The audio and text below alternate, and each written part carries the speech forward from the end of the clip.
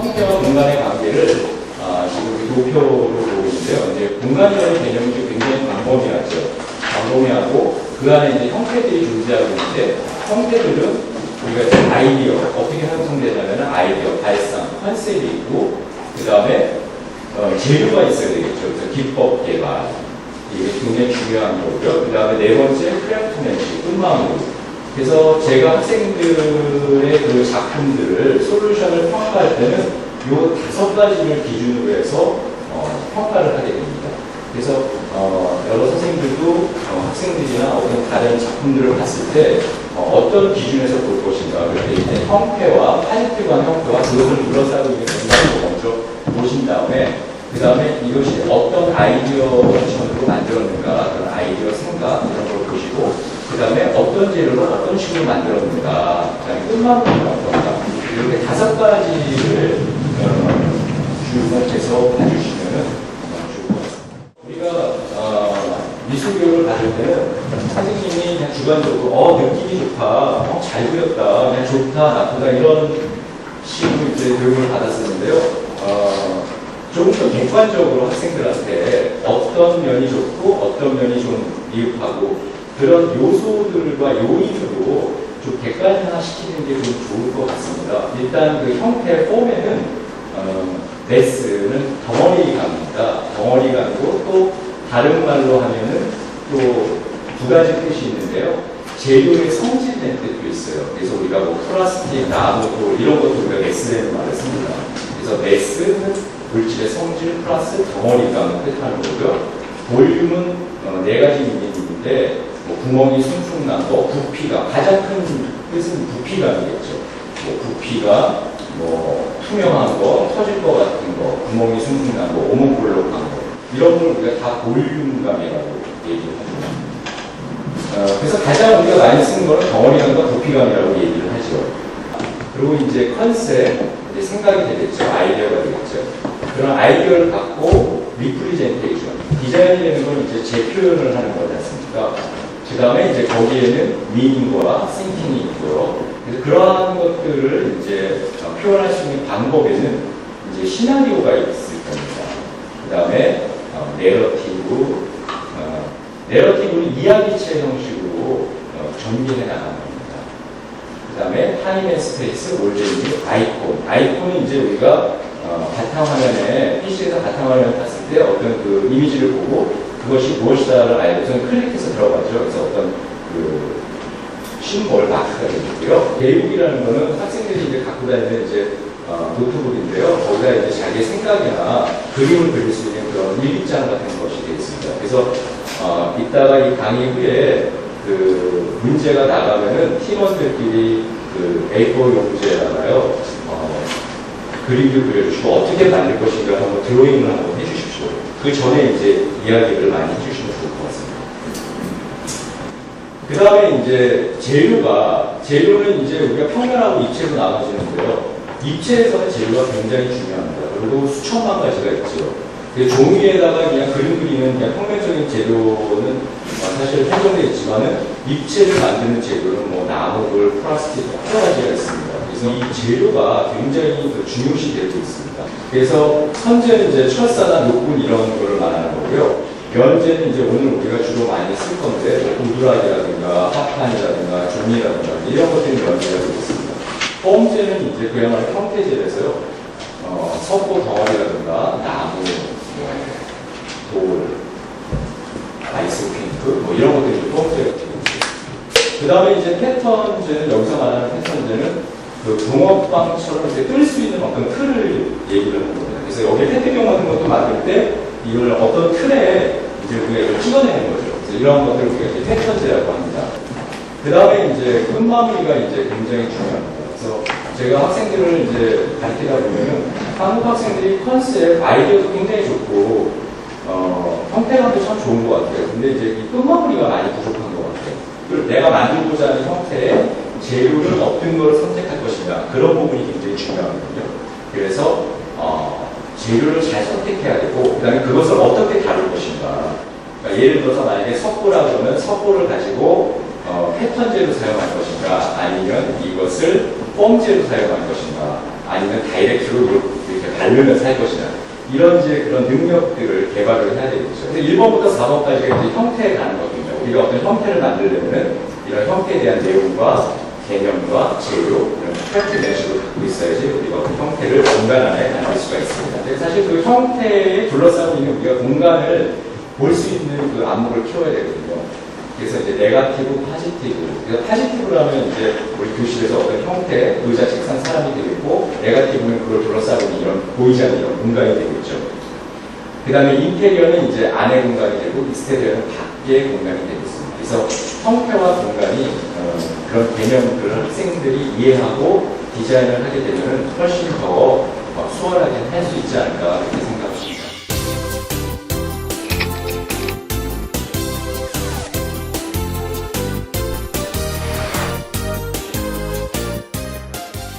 미술 시간에 선생님들이 뭐 그림 참 좋다, 그림 참 좋다, 참 잘 그렸네 이렇게 말씀하시는 것도 좋지만 어떤 부분을 잘했는지 그런 것들을 좀 이렇게 짚어서 얘기를 해주시면 더 그 학생들이 이해하기가 쉬울 것 같습니다. 그래서 개념 요소라는 걸 눈에 보이는 것도 있고 아까 눈에 보이지 않는 것도 있다고 약간 개념적으로 생각을 해야 됩니다. 조형의 가장 기본이 되는 기초 요소가 처음에 점이거든요. 점, 선, 면 이렇게 이제 우리가 나누는데 지금 이 교실에서 가장 큰 점이 어떤 점이겠습니까? 가장 큰 점이. 가장 큰 점을 한번 찾아보십시오. 선풍기, 꼭지점. 그러니까 이제 점이라는 건 이제 평면적인 개념이거든요. 입체적인 개념이 아니라. 그랬을 때 이제 우리가 점이라 그러면은 결론부터 얘기하면은 이 바닥하고 천장이 되겠습니다. 바닥면하고 천장이 되겠는데요. 우리가 점하면은 굉장히 되게 조그마한 걸 생각을 합니다. 학생들이 뭐 여기 점이요, 여기 얼굴 점이요 이러는데 점이라는 거는 그 형이 없습니다. 동그라미만 점이 아니고요. 불규칙한 형도 우리가 우유를 쏟았을 때 불규칙하게 흩어지는 것도 점이 될 수도 있고요. 크기가 없습니다. 그래서 우리가 우주선을 타고 우주에 올라가서 한반도를 봤을 때 그것이 점이 될 수도 있거든요. 그래서 점이라는 거는 크기와 형이 없는 개념을 갖고 있습니다. 이제 선으로 넘어가서 이제 점이 모이면 이제 선이 되죠. 이 도시에서 가장 굵은 선을 한번 찾아보죠. 가장 굵은 선이 어디일까요? 바닥하고 천장이 됩니다. 그래가지고 이쪽 방향이 아니라 이쪽 방향으로 이렇게 갔을 때 선이 가장 굵은 선이 되겠죠. 플레이는 한번, 면을 한번 보세요. 여기서 그럼 교실에서 가장 넓은 면과 넓은 면이 어딘지 그건 역시 천장과 바닥이 되겠죠. 그래서 점선면이 그러한 관계를 갖고 있습니다. 그럼 유기적인 관계를 갖고 있습니다. 점이 될 수도 있고 선이 될 수도 있고 면이 될 수도 있고 그래서 우리가 이제 그것을 개념 요소라고 합니다.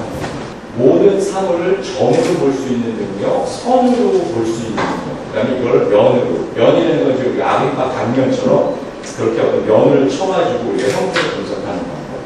그래서 이러한 것들이 왜 필요하냐면은 우리가 어떤 형태를 봤을 때 인지할 때 그것을 알게 모르게 점선면으로 이제 머릿속에 입력이 되는 거죠.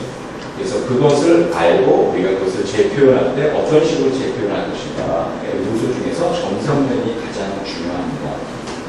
매스라는 거는 이제 덩어리감입니다. 그래서 학생들한테 우리 교실에서 매스감이 가장 많이 나가는 사람이 어떤 사람이냐, 뚱뚱한 사람이 되겠죠. 그 다음에 이제 매스라는 게 아까 덩어리감도 있지만은 물질의 성질이라는 뜻도 있었습니다. 그래서 재료 물질의 성질에서 뭐 5대 매스를 찾아봐라. 나무, 뭐 플라스틱, 돌, 금속, 흙 이런 이제 5대의 매스가 있고 그 다음에 그 매스가 갖고 있는 거를 뭐 얼굴 표정으로 한번 나타내라.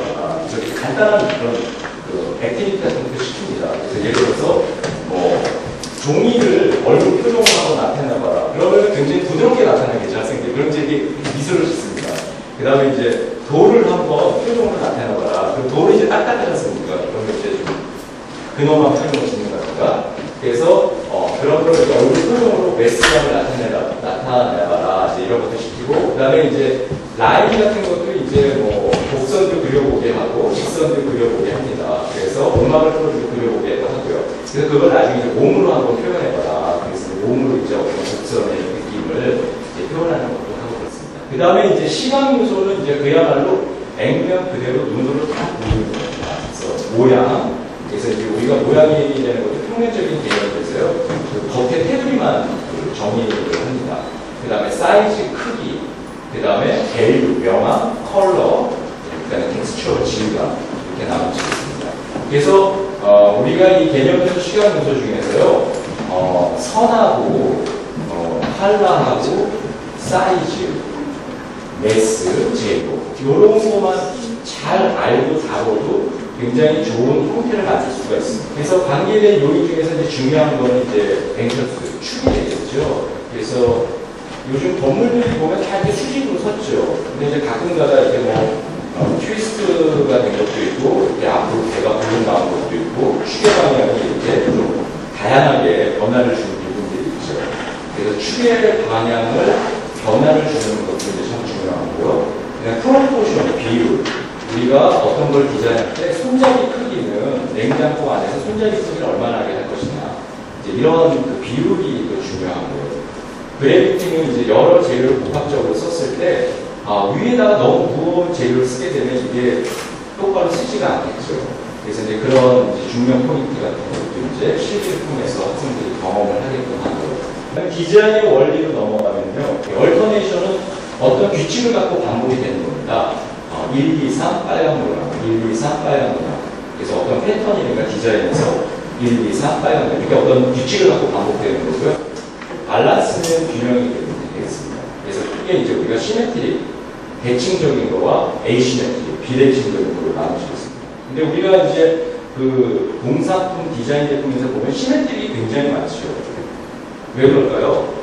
왜 시메트릭이 많은가요? 에이시메트릭보다는. 근데 우리가 조합품이라든가 공예품을 보면 에이시메트릭이 많아요. 형태에서. 비대칭적인 게 많습니다. 시메트릭으로 만들면은 생산이 용이합니다. 대량 생산이 용이합니다. 그래서 시메트릭으로 많이 하죠. 그렇지만 조각이라든가 공예품은 한정된 숫자로 생산하는 거기 때문에 에이시메트릭으로 충분히 할 수가 있죠. 그래서 우리가 너무 이제 요새는 시메트릭적인 거를 많이 보고 축의 방향을 너무 수직적인 거를 많이 보기 때문에 사람들이 그 이외의 것을 요구하는 경향이 많이 있죠. 그래서 대량 생산된 것보다 핸드메이드를 더 선호하게 되는 그런 추세도 있죠. 그 다음에 그 원리 중에서 가장 중요한 게 컨트라스트입니다. 그래서 이제 대비인데 저희가 이제 어떤 디자인을 할 때 평면이건 입체건 대비를 주게 되면 굉장히 시선을 압도합니다. 굉장히 그 효과가 좋습니다. 그래서 부드러운 것과 딱딱한 것, 빨간과 파랑, 뚱뚱한 거와 홀쭉한 거 이렇게 컨트라스트를 잘 사용하면 디자인을 잘 할 수가 있기도 합니다. 다음에 이제 무브먼트, 움직임을 주는 겁니다. 움직임을 줌으로 해서 디자인에 더 편리성 있게 한다든가 어떤 미적 감각을, 미적인 외모를 더 다양하게 보여줄 수가 있죠. 그 다음에 유니티. 유니티는 같은 것들끼리의 동일성입니다. 그 다음에 리피티션은 반복되는 거고요. 그레이데이션은 이제 점차로 커진다거나 점점 어두워진다거나 그런 단계들을 얘기하는 거고, 하모니는 전혀 다른 것끼리 모여서 조화를 이루는 겁니다. 그래서 피아노 건반에서 검은색과 하얀색이 만나서 조화를 이루는 거예요. 유니티와는 좀 다른 거죠. 유니티는 같은 것끼리의 조화고요. 하모니는 다른 것끼리의 하모니가 되겠습니다. 그래서 요 요소와 요인 원리들을 이제 학생들한테 지금같이 강의를 하지만은 이게 마음에 와닿지가 않으니까 간단한 프로젝트로 요거를 개발해서 학생들한테 이해를 시키면 좋을 것 같습니다. 형태의 유형을 보겠습니다. 내추럴, 자연, 맨메이드, 인공적인 거, 앱스트랙 추상, 지오메트리 오르가닉, 기하형, 물리적인 거. 그 밖의 요인들에서는 유닛이 있습니다. 유닛이라는 거는 이제 모듈화 해가지고 같은 몇 개의 형만 가지고 형태를 디자인하는 거가 되겠습니다. 현대 사회에서 제품을 생산할 때 이 유닛, 모듈화를 많이 하게 되죠. 생산의 용이성과 단가의 절감을 꾀하기 위해서요. 그 다음에 이제 컴포지션. 우리가 구성이 참 중요합니다. 우리가 아파트에 들어갈 때도 같은 공간이지만 어떤 집을 가보면은 30몇 평이 굉장히 커 보이는 집도 있고 답답한 집도 있죠. 그것은 같은 공간의 형태들을 어떻게 컴포지션을 하느냐에 따라서 굉장히 달라지지 않습니까? 그래서 이 구성도 이제 디자인에서는 굉장히 중요한 요인으로 자리 잡고 있습니다.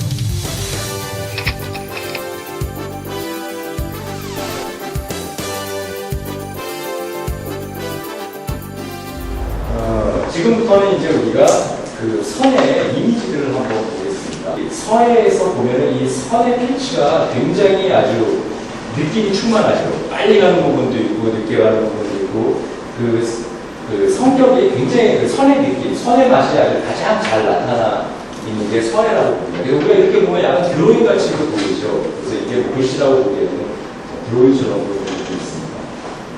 이거는 이제 4근자의 난초로 보이는데 이 난초도 그냥 그린 게 아니라 시작했을 때도 이렇게 뒷걸음 쳤다가 가면서 눌렀다 뺐다 힘의 어떤 그 감량을 조절하면서 동양의 미술은 선과 여백의 미술이라고 하죠. 그래서 저기 그 선이라는 형이지만 저도 우리가 봤을 때는 그걸 우리가 형태로 인식을 하죠. 육체적으로 인식을 하죠.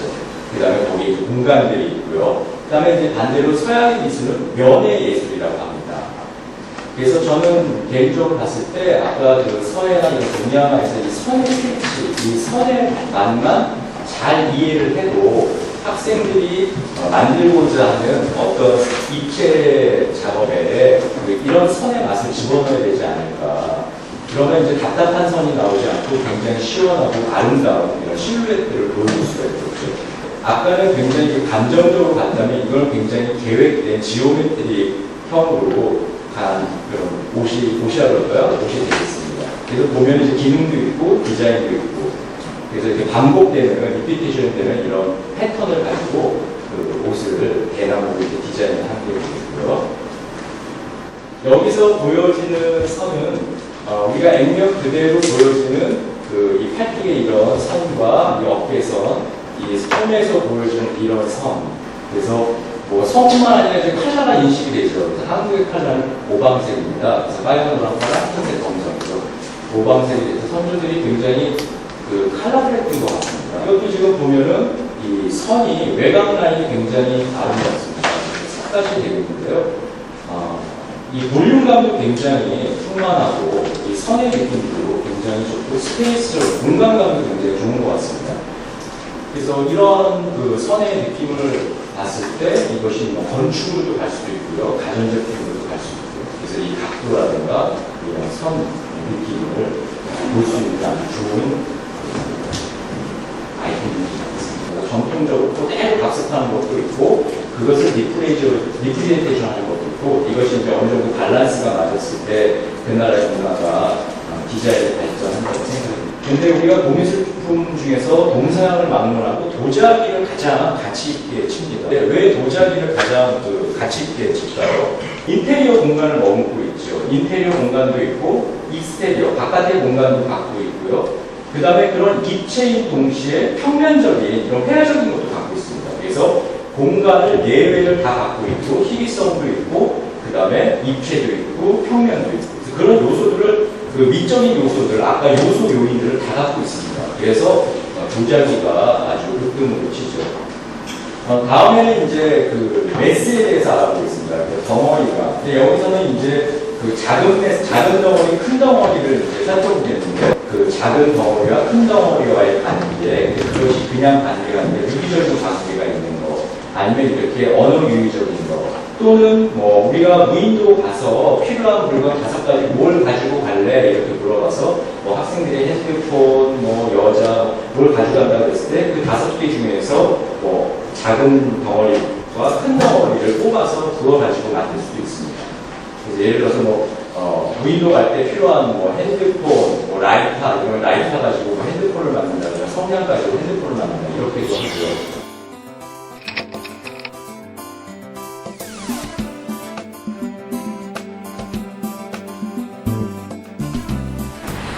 그래서 이제 아까 디자인의 요소와 요인들을 다 이제 들어봤고요. 그러면 이제 디자인이란 무엇이냐.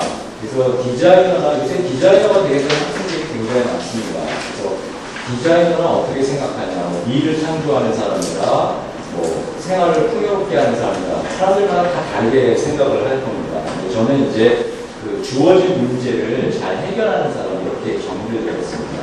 그래서 어떤 문제가 던져졌을 때 이 프로그램 솔빙을 잘해서 3D 제품을 생산해내는 이런 사람을 디자이너라고 했는데요. 디자인은 협업이고 아트는 개인 작업입니다. 생산의 용이성, 단가의 최소화 이런 걸 이제 필드에서 굉장히 중요시 되는 거죠. 그래서 이런 것들을 하려면 우리가 이제 만들고 그리고 말을 하고 이래야 되지 않습니까? 그래서 이 표현하는 수단으로서 우리가 이러한 것들을 이제 학교에서 가르치고 있죠. 말로 하는 거, 말로써 나의 작품을 그림이나 입체를 설명할 수 있는 능력, 그 다음에 드로잉, 여기에 렌더링이 있고 도면적으로 있는 테크니컬 드로잉이 있겠죠. 그 다음에 이제 입체로 빠른 시간 내에 만들어서 그 형태를 설명하게 되면 말로 하는 것보다 그리거나 입체로 만들면 소통하기가 훨씬 수월하겠죠.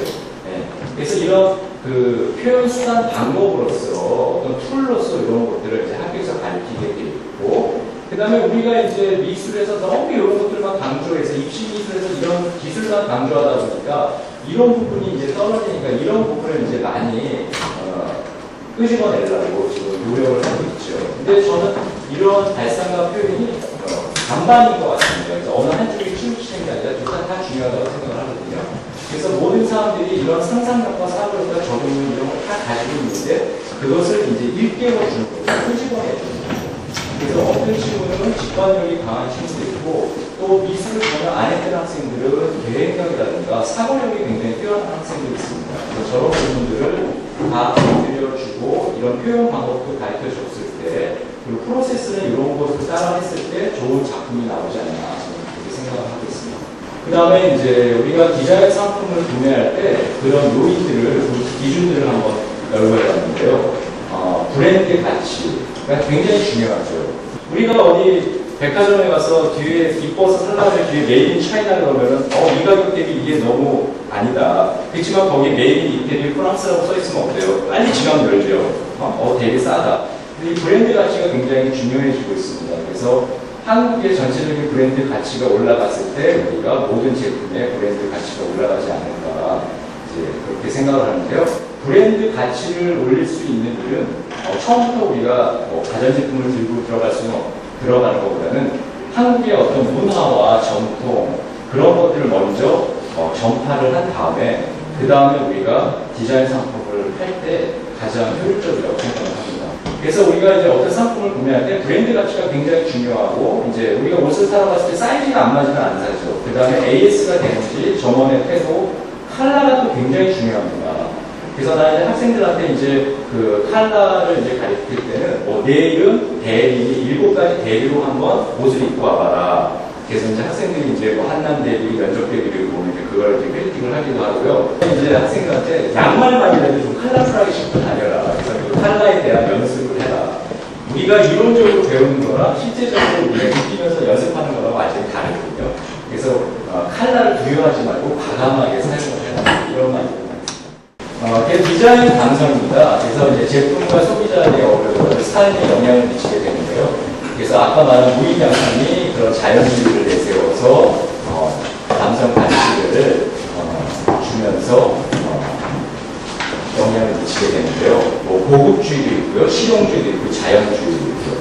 그래서 제품 경험을 통한 가치의 발전, 이제 이런 것이 굉장히 중요시되고 있고, 그 다음에 이제 오감을 통한 가치의 발전. 그래서 이제 이러한 디자인에서 이제 컬러, 소리, 형식 이런 것들이 이제 굉장히 중요한 학생들이 배우게 됩니다. 예술과 디자인의 관계는 크게 기능이 없냐 있냐에 따라 달라지겠죠. 그래서 예술은 기능이 거의 없죠. 그 다음에 디자인은 꼭 기능이 있어야 되는 거고요. 공예는 이제 그 중간이라고 봐야 될 것 같아요. 그래서 뭐 도자 그러면 이제 도조를 하시는 분도 있고 생활자기를 하시는 분도 있죠. 그래서 여기에 이제 뭐 패션 같은 경우도 들어갈 것 같습니다. 창의성은 도대체 어디서 생겨나는가? 유연한 사고를 가질 수 있는 환경이 중요한 것 같습니다. 학생들한테 가능한 많은 칭찬을 해주는데 이유 있는 칭찬을 해주는 게 좋을 것 같고요. 그 다음에 엉뚱한 발상도 면박을 주지 말고 또 그럴 수 있지 않겠냐 하는 가능성을 제시하면서 그런 분위기를 굉장히 이렇게 좀 자유스럽고 학생들이 표현할 수 있는 길을 열어주는 것도 처음에는 참 중요하다고 생각을 합니다.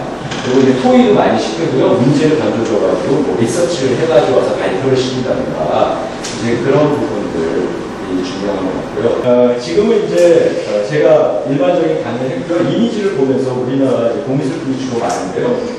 설명을 하겠습니다. 그래서 여기서 보면 조선시대에 조개를 담는 조개 바구니가 되겠습니다. 일반적인 조개 바구니가 되겠고요. 요거는 많은 사람들이 좋아하는 세라강 단심이 연결이 되어 있는데요. 재료와 연결 방법은 똑같죠. 근데 이제 그 가치에 따라서 제품의 가격은 달라진다. 그 다음에 이제 아까 거에서 이런 그 모티브, 여기서 모티브를 얻어서 이렇게 디자인을 할 수도 있다는 그런 예가 되겠습니다.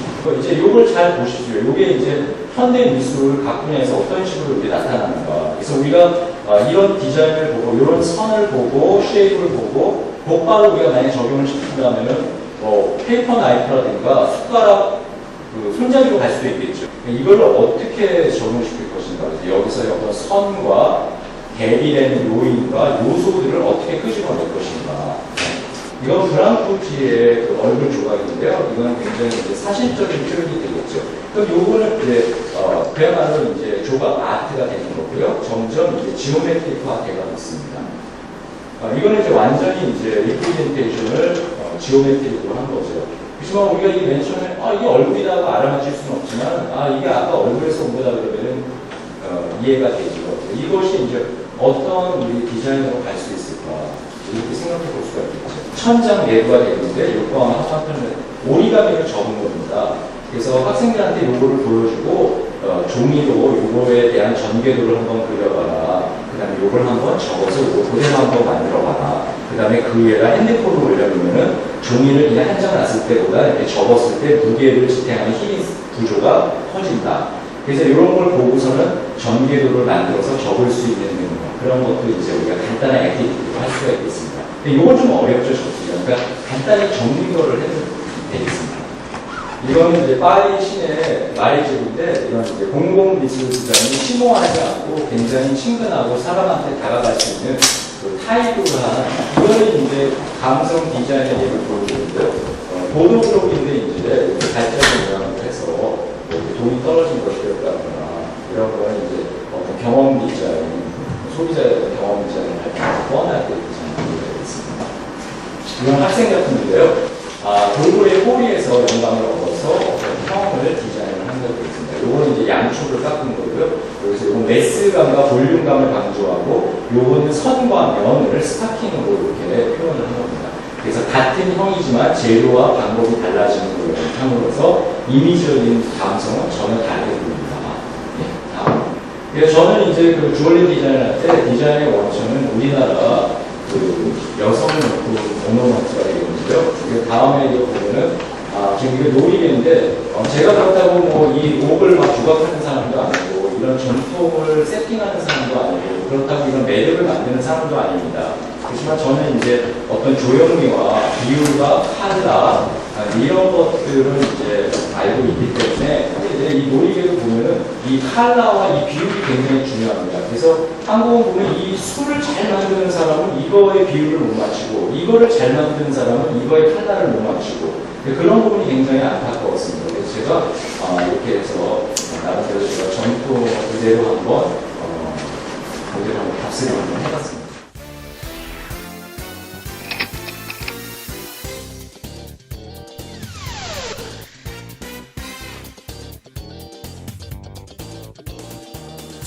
우리 일정한 높이에서 이제 탁구공을 불러 떨어뜨리는데요. 가장 늦게 떨어지는 조가 이기는 겁니다. 그래서 이거는 이제 왜 하냐면은 공간 안에서 이제 짧은 시간 동안에 형태를 만드는 거. 그걸 이제 한번 해보는 겁니다.